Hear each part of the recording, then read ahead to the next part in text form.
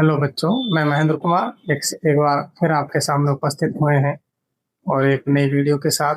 देखिए बच्चों, पिछली वीडियो में हमने आप प्रश्नावली 1.5 गणित कक्षा 7 की 1.5 के क्वेश्चन कर लिए थे पेज नंबर 14 तक।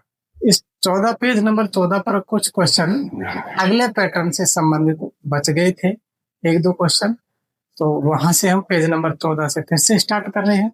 पेज नंबर 14 और पेज नंबर 15 के जितने भी क्वेश्चन हैं वो आज हम सॉल्व करने वाले हैं। तो कल जो हमने क्वेश्चन किए थे पेज नंबर 14 के, वहाँ जो पैटर्न था वो अलग था, वो हमारा खत्म हो गया था।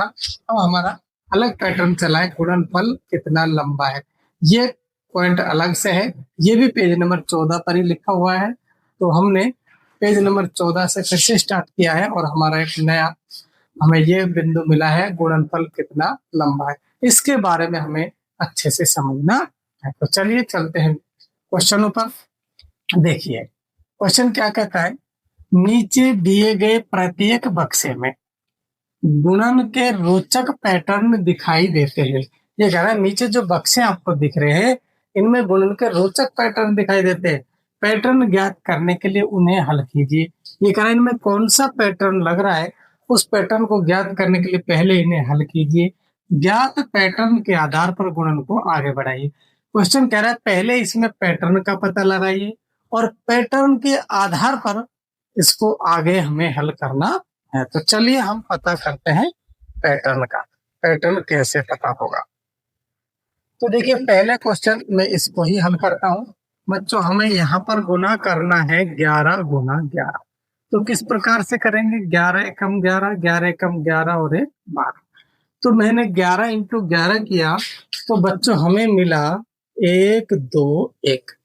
अब देखिए मैं 111 गुना 111, ध्यान दीजिए बच्चों, यहाँ पर मैं दो दो अंकों की संख्या गुना की, यहाँ पर तीन तीन अंक हो गए, 1 2 3 अंक, 1 2 3 अंक। तो बच्चों तीन तीन अंकों की संख्या हो गई 111 गुना 111। यदि मैं इसे गुना करता हूँ बच्चों तो आपका आता है 1 1 1। फिर इससे मैं गुणा करता हूँ तो आपका फिर ये आ जाता है, और फिर 1 से गुणा करता हूँ तो आपका ये मान फिर हो जाता है। तो यहाँ पर ये हो जाता है अपना 1 2 3 2 1। इसका मतलब क्या हुआ बच्चों, हमारे पास यहाँ पर आया था 1 2, पहले बढ़ते क्रम में फिर घटते क्रम में। यहाँ पर दो दो अंक थे तो गिनती 2 तक जानी 1 2 और फिर घटते क्रम में 2 1। यहाँ पर 1 2 3, तो बच्चों गिनती जाएगी 1 2 3 बढ़ते क्रम में फिर घटते क्रम में। ये पैटर्न हमें यहाँ पर मिल गया, यानी कि यहाँ पर एक एक इसमें भी 3 अंक, इसमें भी 3 अंक है। तो अपनी गिनती जाएगी 1 2 3, अब घटते क्रम में 3 2 1। तो पैटर्न मिल गया। अब यहाँ पर हमें गुना करने की आवश्यकता नहीं है। यहाँ पर हम गुना करेंगे तो यहाँ पर 1 2 3 4 अंक है, तो गिनती 4 तक लिखिए 1 2 3 4। अब घटते क्रम में 3 2 1, तो मिला पैटर्न। इसी प्रकार से हमें इसका भी पैटर्न पता करना है, तीनों बक्से का पैटर्न पता करना है और पैटर्न के आधार पर हमें इसको भर देना है। तो चलिए आगे हम करते हैं नेक्स्ट इसका। इधर देखिए अगला बक्सा हम हल करते हैं ये वाला। अब हम ये वाला करते हैं 3 गुना 5, तो ये तो सभी लोग कर लेंगे। 3 पंजे 15, यहाँ तक तो किसी को कोई दिक्कत नहीं। अब मैं 33 गुना 35 करता हूँ बच्चों। 3 3 गुना 3 5, बच्चों दो दो अंकों की संख्याओं का गुणा हो रहा है। 3 पंजे 15, 3 पंजे 15, एक हासिल का 16, फिर मल्टीप्लाई कीजिए 3 से, 3 तिया 9 और 3 तिया 9, क्या मिला 5, 9 और 6 15 का 5 का 9 10 और 1 11, यानी 11 55 मिला मुझे। क्या मिला 11 55। तो बच्चों अब पैटर्न का पता कीजिए। जब मैंने इधर 1 3 लिया था, 1 5 लिया था, तो हमें मिला 1 और 5। फिर मैंने क्या, हमने हमारे पास जो संख्या है इधर 3 कितनी बार आया, 2 बार, तो फिर 1 की संख्या कितनी हो गई 2 बार। यहाँ पर जब 3 और 5 आया तो यहाँ पर फिर 5 की संख्या बढ़ गई। वही काम यहाँ हो गया, यहाँ पर 3 बढ़ गया तो एक 5 बढ़ गया। इसी प्रकार से देखिए यहाँ पर 3 3 3 3 बार आया, एक बार 3 आया तो 1 लिखा, 2 बार 3 आया तो 1 1 के 2 बार आए, और 1 2 3 3 बार है तो 1 2 3 1 1 को 3 बार लिखिए। और यहाँ पर क्या कर दोगे, यहाँ पर 5 की संख्या बढ़ रही है, पहले 1 5 था, फिर 2 2 के 5 थे, और अब बच्चों आपको 5 की संख्या कितनी कर देनी है, 3 कर देनी है। यदि आप गुणा करोगे तो आपको यही मान मिल जाएगा। चलिए अब अगला पैटर्न पर चलते हैं। ये वाला देखिए, यहाँ पर क्या पैटर्न मिलने वाला है, यहाँ पर है 66 इंटू 61। चलिए गुना कीजिए, 1 से गुना करोगे यही आएगा, 6 6 36 और 6 6 36 3 39, 6 12 2 का हासिल 1 9 10 4। अपने पास आए बच्चों 4026। अब मैं इसको मल्टीप्लाई करता हूं तो क्या मिलेगा, देखिए इसको देखिए, यहाँ पर क्या मिलने वाला है। तो 1 से जब गुना करते हैं बच्चों वही मान आ जाता है। 6 से कीजिए, 6 6 36, 6 6 36 3 39, 6 6 36 और 3 39।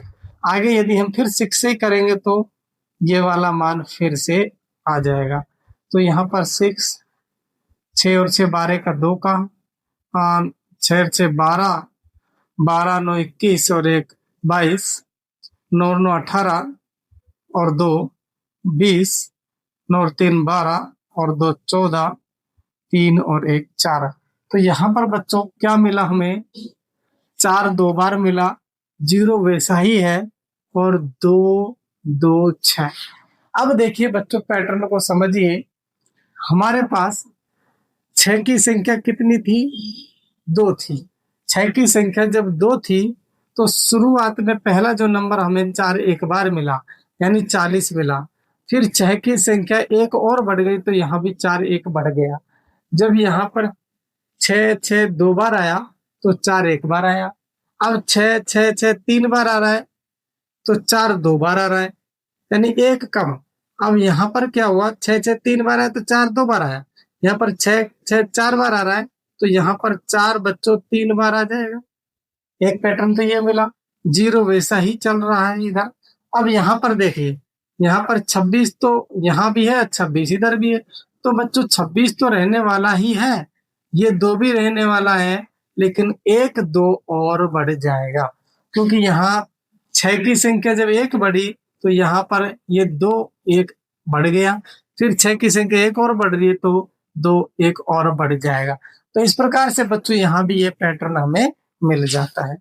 अगले पैटर्न की यदि हम चर्चा करें तो अगला पैटर्न क्या कहता है, देखिए जब मैं 101 गुना 101 कर देता हूं, 101 गुना 101, तो मान आता है ये वाला आ जाएगा, यहाँ पर 0 0 हो जाएगी।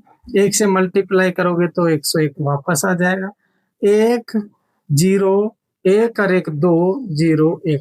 हमारे पास जो मान आया बच्चों 0 2 0 1। फिर इसको यदि मैं मल्टीप्लाई करता हूँ 102 इंटू 102, तो क्या मान आ रहा है, 2 दूनी 4 0 2। 0 से जब मल्टीप्लाई करोगे 0 ही हो जाएगा। या 2 0 1, कितना मान आया, 4 0 4 0 1। तो देखिए बच्चों क्या हो रहा है इसमें, यहाँ पर देखिए अपने पास आया 10 4 0 4। तो पैटर्न को समझने की कोशिश करें बच्चों, यहाँ पर 10 इधर भी आ रहा है, 101 यहाँ पर देखिए 10 10 मल्टीप्लाई हो रहा है, 10 इसमें 10 इसमें 10 इसमें 10 इसमें 10 इसमें 10 इसमें, तो 10 तो यहाँ आने वाला है। अब इधर वाला पैटर्न समझते हैं, ये वाला मान कैसे आया। इसको देखिए अंत वाले को जब हम देख रहे हैं तो देखिए ये वाला, पहले इस पर देखिए, ये वाला जो 2 मान है, ये वाले जो 2 मान है, इसका गुणा किया गया है, 1 एकम 1 वैसा का वैसा ही आ रहा है। इसी प्रकार से ये 2 वाले मान हैं, जब हम इसको गुणा करेंगे तो 2 दूनी 4 यहाँ पर आ जाएगा। तो इसी प्रकार से यदि मैं यहाँ पर इनको गुना करूंगा तो 3 3 9 अंत में आने वाला है। अब देखिए बीच में यहाँ पर भी 0 तो इधर भी 0, यहाँ भी 0 डाल दीजिए। अब ये वाला मान कैसे आ रहा है, बीच वाला का सोचिए। बीच वाले में आपको क्या करना है बच्चों, यहाँ पर देखिए 2 और 2 का योग हो गया, 2 और 2 का क्या हो गया, योग हो गया। यहाँ पर किसका योग हो रहा है बच्चों, इधर 1 1 का योग हो रहा है। जब इसमें अंक कितने हैं, 1 1 है तो 1 1 का योग, और यहाँ पर आए थे 2 और 2। पहले तो 2 और 2 4 गुना हुआ और यहाँ पर जुड़ रहा है। इसमें ये दोनों नंबर बीच वाले में जोड़ हो रहा है और पहले वाले नंबर में गुना हो रहा है। 2 दूनी 4 और यहाँ पर जोड़ से आ रहा है। उसी प्रकार से हम क्या करेंगे, 3 तिया 9 आ गया और बीच में 3 और 3 क्या डाल देंगे, 6 डाल देंगे। इस पैटर्न के हिसाब से यहाँ पर जैसे 1 1 को जोड़ा वैसे यहाँ पर 2 2 को जोड़ा, तो इसी प्रकार से हम भी 3 और 3 को इधर जोड़ देंगे और 3 तिया 9 इधर लिखेंगे। 10 सब में चल ही रहा है, बीच में 0। इस प्रकार से हम ये वाला क्वेश्चन कर सकते हैं। और इसका एग्जाम्पल देख लीजिए, यदि आपको समझ में नहीं आया तो मैं और एग्जाम्पल इसका समझा देता हूँ। मान लो मैं 104 गुना 104 ले लेता हूँ। अब डायरेक्ट गुना समझिए बच्चों। पहले नंबर पे तो इनको मैं गुना करूंगा, 4 चौके 16। बच्चों ये 2 नंबर आ गए इसलिए अब 0 नहीं रखेंगे। यहाँ पर सिंगल नंबर आ रहा था, ये पहले 9 4 1 तो 0 रख रहे थे। अब क्या करेंगे, यह 4 चौके 16 हो गया। इधर हमें क्या लिख लेना है, 10 और बीच में लिखेंगे 4 और 4 8। ये आपका मान हो जाता है। अब हम इसे चेक करते हैं हमारे पास, क्योंकि हम पहले हमने गुना किया और बाद में जोड़ा। 4 और 4 8 जोड़ दिया। चलिए गुना करके चेक करते हैं। 4 चौके 16, 4 एकम 4, 0 0 0 और 1 से जब मल्टीप्लाई करते हैं तो बच्चों यही आ जाता है। तो देखिए 6 आया, 1 आया, 4 और 4 कितना हुआ 8, हमने भी 8 लिखा था। तो देखिए बच्चों ये पैटर्न हमें मिल चुका है। तो इस प्रकार से जब भी संख्या आती है तो पहले तो इन दोनों संख्याओं की गुना करते हैं और बाद में इन्हीं दोनों संख्याओं की क्या करते हैं, जोड़ करते हैं। बीच वाले मान जब ये वाला मान हम लेके आए तो हमने इन्हीं 2 संख्याओं का बाद में क्या किया, बीच में जोड़ करते हैं और इधर गुना करते हैं। ये वाला 10 वैसा का वैसा ही हो जाता है। आप 105 इंटू 105 भी कर सकते हो। तो ये पैटर्न मैं समझता हूँ आपको समझ में आ गया होगा। अब एक इसमें एक संबंध और हमें सीखना है, और हमें सीखना है एक संबंध। तो देखिए बच्चों एक संबंध क्या है वो मैं आपको सिखा देता हूँ। अब मैं कौन सा ये वाला पार्ट यहां से हटा देता हूँ, उस संबंध को समझिए क्या संबंध है। देखिए देखिए बच्चों, मान लो मैं 2-2 अंकों की कोई संख्या गुणा करता हूँ, 2-2 अंकों, तो उसमें अंक कितने मिले हमें।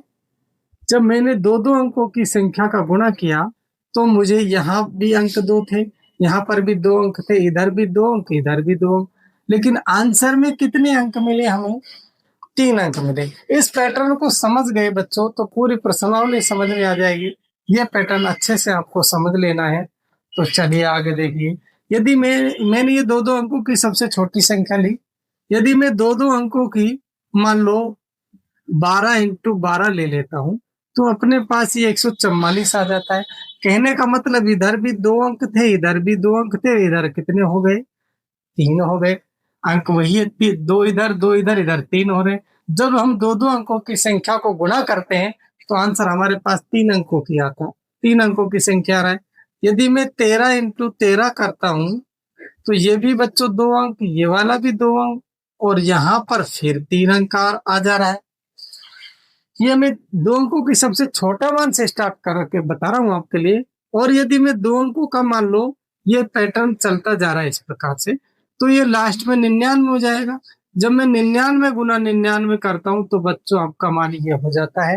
कहने का मतलब जब हम यहाँ पर भी 2 अंक थे, यहाँ पर भी 2 अंक थे, यहाँ पर कितने मिले, 4 मिले। तो देखिए जब हम 2 अंकों की संख्याओं को जब हम गुणा करते हैं, जब हम 2 अंकों की संख्याओं का गुणा करते हैं तो बच्चों ध्यान रहे आपको, तो उसमें उसके आंसर में जब 2-2 अंकों की संख्याओं का जब गुणा करते हैं तो उसके आंसर में या तो हमें 3-3 अंक मिलेंगे या फिर कितने अंक मिलेंगे, 4 मिलेंगे।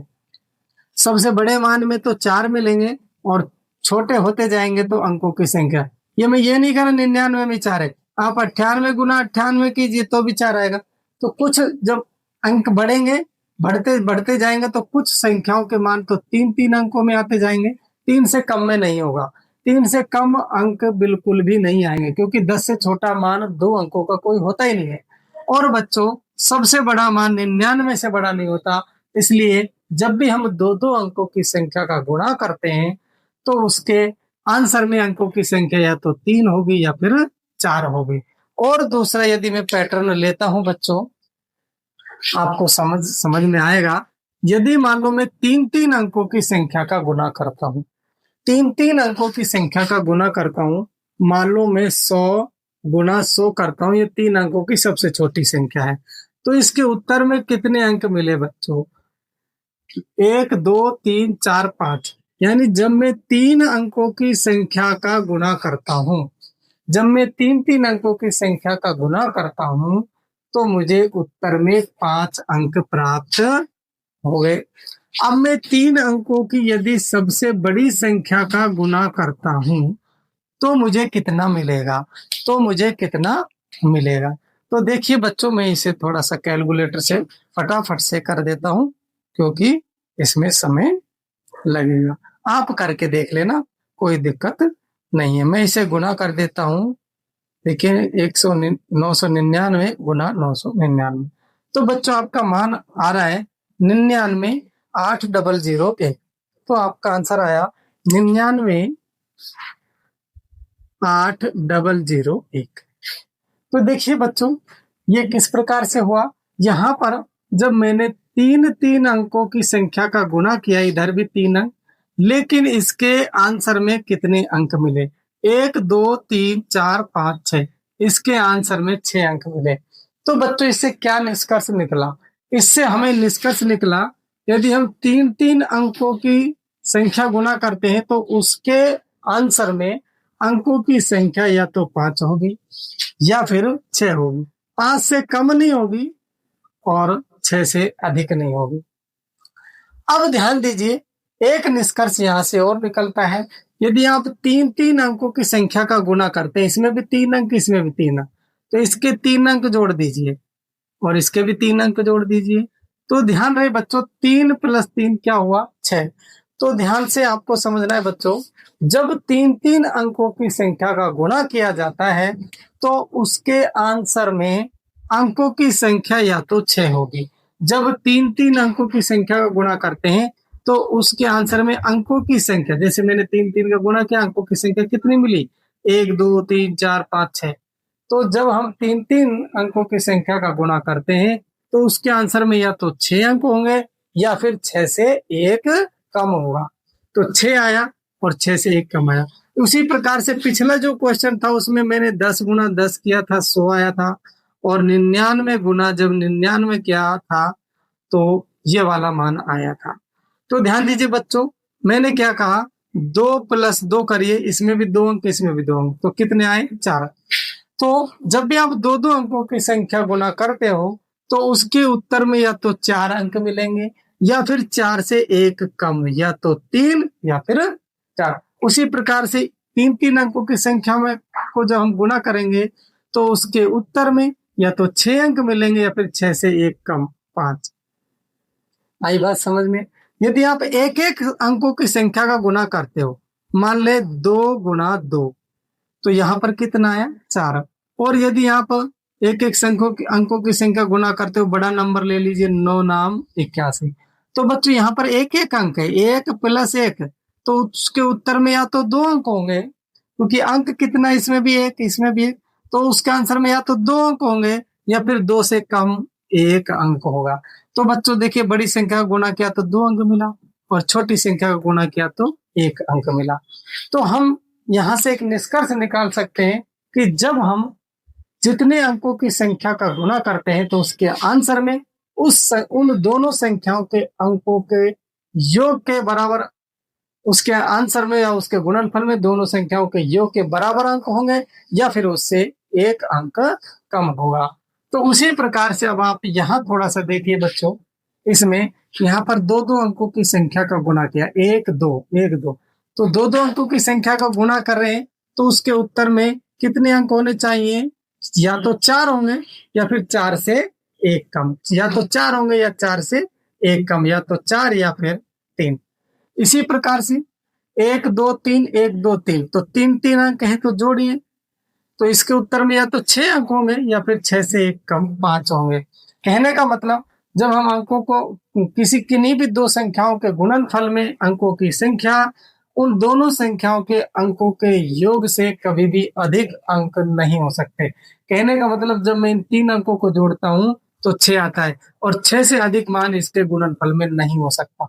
एक कम हो सकता है, 6 हो सकता है, उससे ज्यादा नहीं।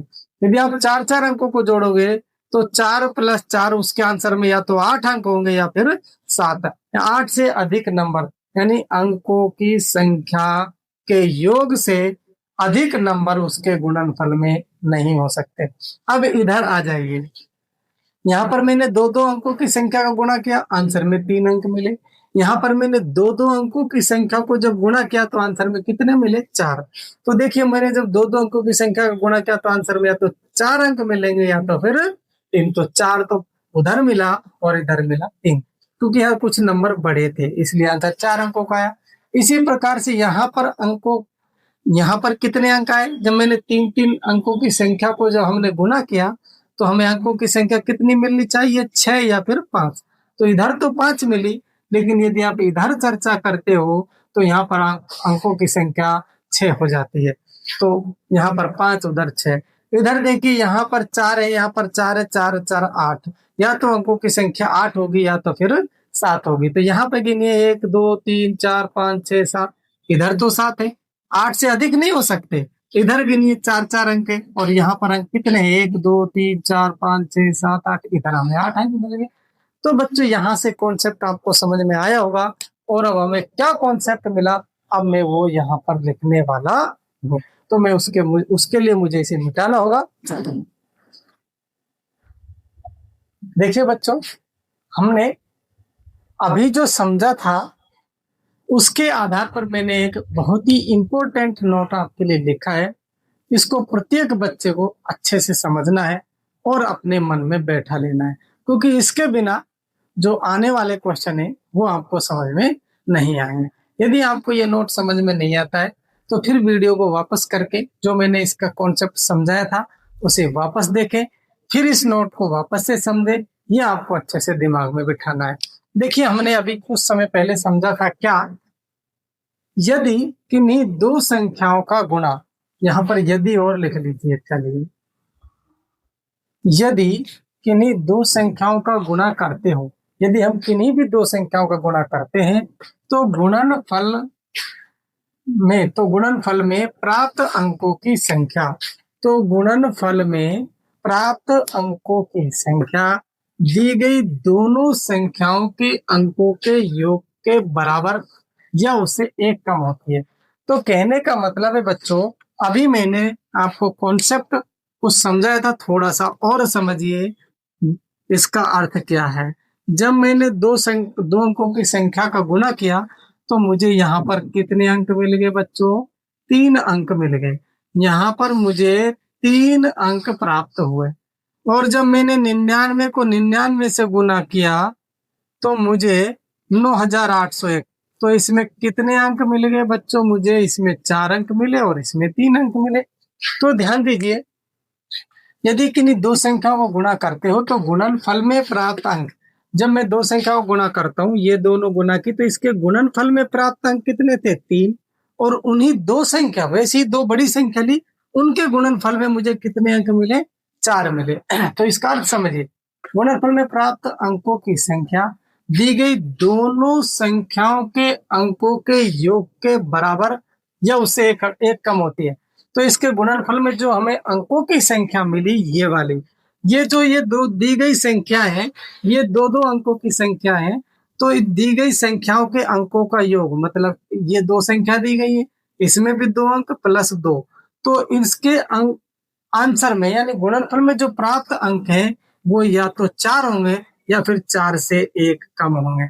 ये इसका कहने का मतलब है इसका, क्योंकि उसके देखिए दोनों संख्याओं के अंकों के योग के बराबर, यानी दोनों संख्याओं के अंकों के योग के बराबर होगा या उससे एक कम होती है। अब इसको सूत्र के माध्यम से कैसे लिखना है, ये तो अपनी एक साधारण भाषा में थ्योरी के माध्यम से मैंने आपको समझाया।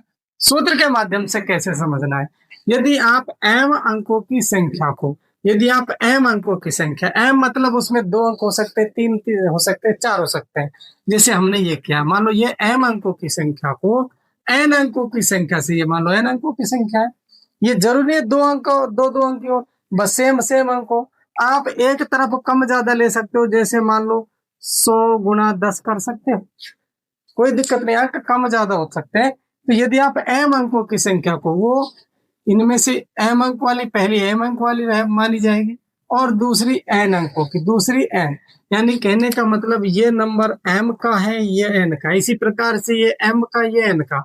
तो यदि आप m अंकों की संख्या को n अंकों की संख्या से गुणा करते हैं, यदि आप m अंकों की संख्या को n अंकों की संख्या से गुणा करते हैं, तो गुणनफल में प्राप्त अंकों की संख्या, तो उसके गुणनफल में प्राप्त अंकों की संख्या या तो m प्लस n, देखो क्या, या तो m प्लस n होगी। m प्लस n का मतलब क्या है समझिए, m प्लस n का मतलब है इसमें भी 2 अंक, इसमें भी 2 अंक, तो ये m हो गया, ये n हो गया, तो m प्लस n, यहाँ पर m 2 है और n भी 2 है, तो m प्लस n का मतलब है इन दोनों का योग कितना हुआ, 4।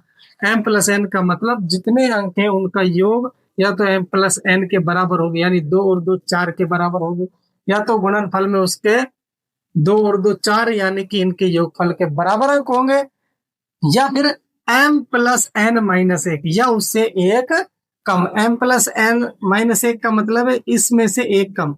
तो जैसे हमने लिखा m प्लस n, 2 प्लस 2 4, या तो 4 होंगे उसके गुणनफल में अंकों की संख्या, या तो 4 होगी, या फिर 4 से कम, या फिर 4 से कम। इसको ऐसे भी लिख सकते हो, m प्लस n का मतलब 2 प्लस 2 माइनस 1, तो इसे लिखोगे 2 और 2 4 माइनस 1, तो कितने आए, 3 आ गए। इसी प्रकार से यदि मैं दूसरा एग्जांपल लेता हूं, मान लो मैंने इधर 100 लिया, इधर 10 लिया, तो इसमें अंक कितने, 3, और इसमें कितने, 2। यदि मैं इनको जोड़ता हूं तो इसके गुणनफल में इसके गुणनफल में हमें 5 अंक मिलेंगे, इसके गुणनफल में कितने मिलेंगे, 5। तो ये तो बच्चों हुआ m, ये हो गया हमारे पास n, तो m प्लस n का योग कितना आया, 5, या तो 5 होंगे या फिर 5 से कम, या तो 5 या फिर कितना हो जाएगा m माइनस 1, कितना हो जाएगा 4, या तो इसके गुणनफल में 5 अंक होंगे, या फिर नहीं बच्चों इसमें, हाँ, तो 3 और 2 5, या तो गुणनफल में 5 अंक होंगे या 4 होंगे, तो गुणा कीजिए। जब मैं इसको गुणा करूंगा तो इसमें कितने अंक आए, 4 आए।